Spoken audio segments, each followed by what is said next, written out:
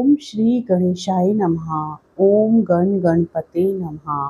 प्रेम से बोलिए गणेश भगवान की जय, बुद्ध देव की जय। मित्रों, आज बुधवार का दिन है। बुधवार का दिन भगवान बुद्ध और गणेश जी को समर्पित होता है। आज के दिन आप सभी सुनेंगे बुधवार व्रत कथा और भगवान गणेश की कथा। इस कथा को सुनने से बुद्ध देव की कृपा प्राप्त होती है। साथ ही गणेश भगवान की कृपा से रिद्धि सिद्धि और धन संपत्ति की प्राप्ति होती है। तो आइए पूर्ण श्रद्धा भाव और प्रसन्न मन से बुधवार व्रत कथा और भगवान गणेश की इस कथा को सुनते हैं। बहुत समय पहले की बात है। एक बहन और एक भाई रहते थे। बहन हर रोज अपने भाई का चेहरा देखकर ही खाना खाती थी।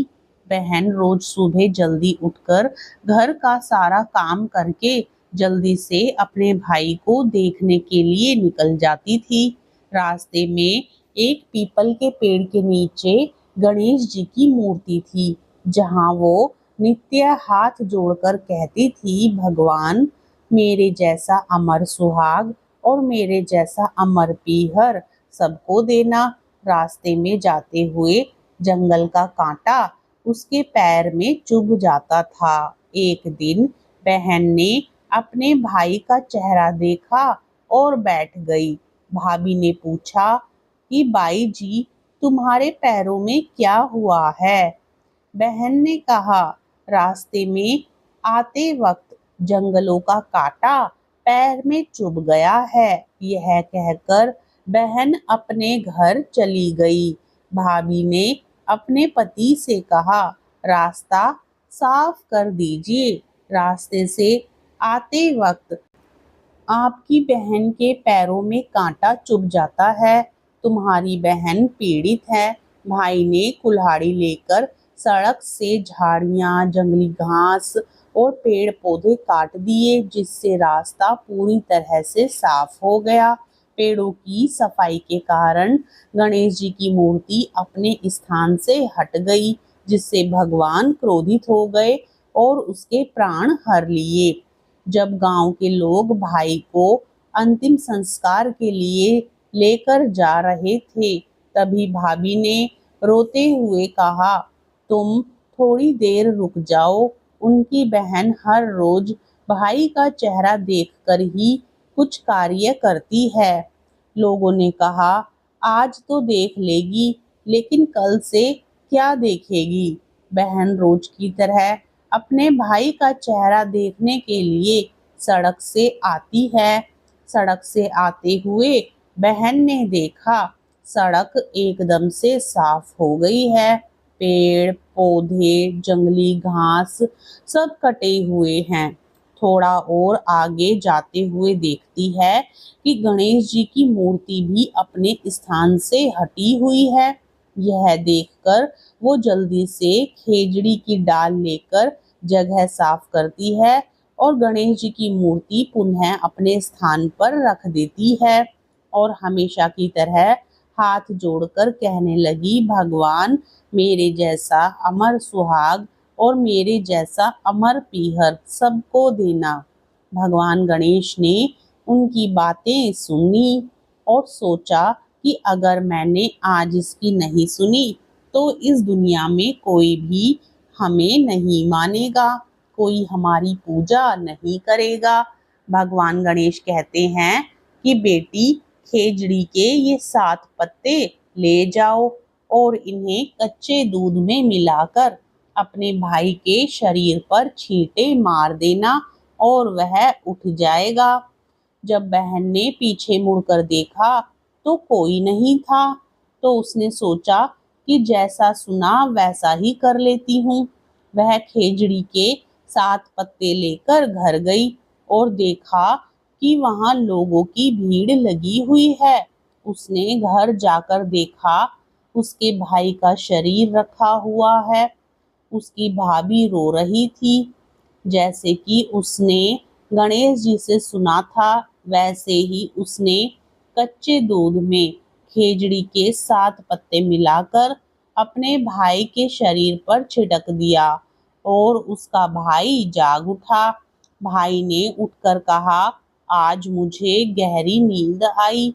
बहन ने कहा, ऐसी नींद किसी शत्रु को भी न आए और उसके भाई को सारी घटना बताई। हे गणेश जी महाराज, जैसा अमर सुहाग और जैसा अमर पीहर उस बहन को दिया, वैसा सबको देना। प्रेम से बोलिए श्री गणेश जी महाराज की जय। आइए पूर्ण श्रद्धा भाव और प्रसन्न मन से बुधवार व्रत की कथा को सुनते हैं। प्रेम से बोलिए बुद्ध भगवान की जय, गणेश भगवान की जय। समतापुर नगर में मधुसूदन नामक एक व्यक्ति रहता था। वह बहुत धनवान था। मधुसूदन का विवाह बलरामपुर नगर की सुंदर लड़की संगीता से हुआ था। एक बार मधुसूदन अपनी पत्नी को लेने बुधवार के दिन बलरामपुर गया। मधुसूदन ने पत्नी के माता पिता से संगीता को विदा कराने के लिए कहा। माता पिता बोले, बेटा आज बुधवार है, बुधवार को किसी भी शुभ कार्य के लिए यात्रा नहीं करते। लेकिन मधुसूदन नहीं माना।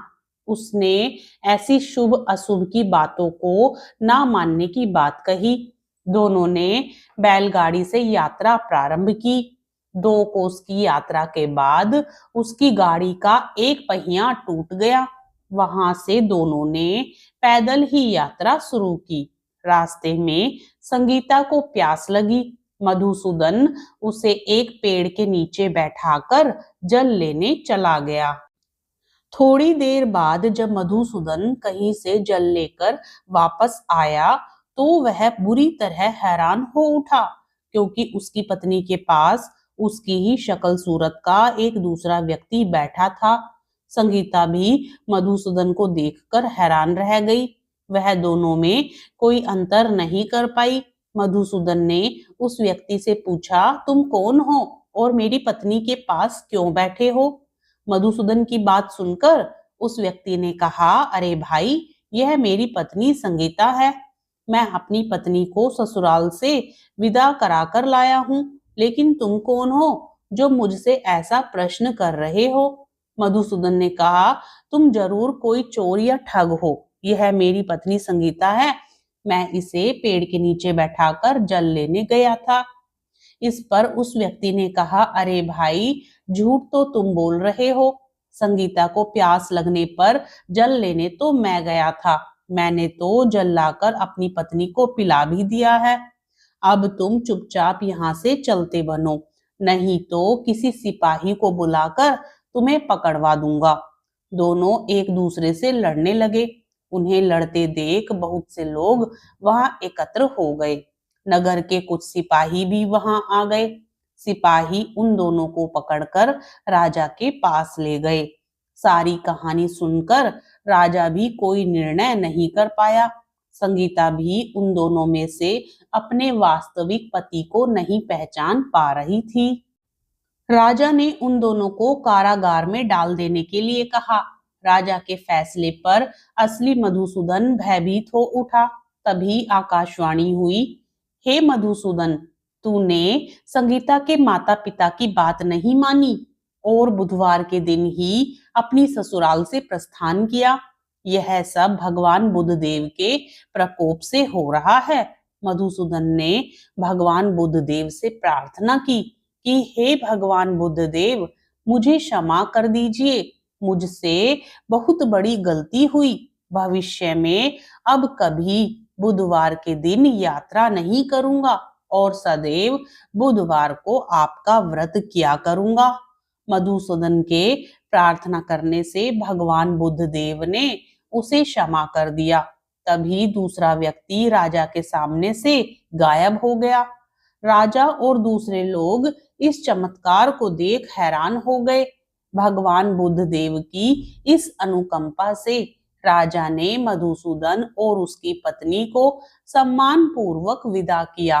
कुछ दूर चलने पर रास्ते में उन्हें बैलगाड़ी मिल गई। बैलगाड़ी का टूटा हुआ पहिया भी जुड़ा हुआ था। दोनों उसमें बैठकर समतापुर की ओर चल दिए। मधुसूदन और उसकी पत्नी संगीता दोनों बुधवार को व्रत करते हुए आनंद पूर्वक जीवन यापन करने लगे। इस तरह भगवान बुद्ध देव की कृपा से उनके यहाँ खुशियां बरसने लगी। इस तरह जो स्त्री पुरुष विधिवत बुधवार का व्रत करके व्रत कथा सुनते हैं, भगवान बुद्ध देव उनके सभी कष्ट दूर करते हैं। प्रेम से बोलिए बुद्ध देव भगवान की जय। श्री गणेश भगवान की जय।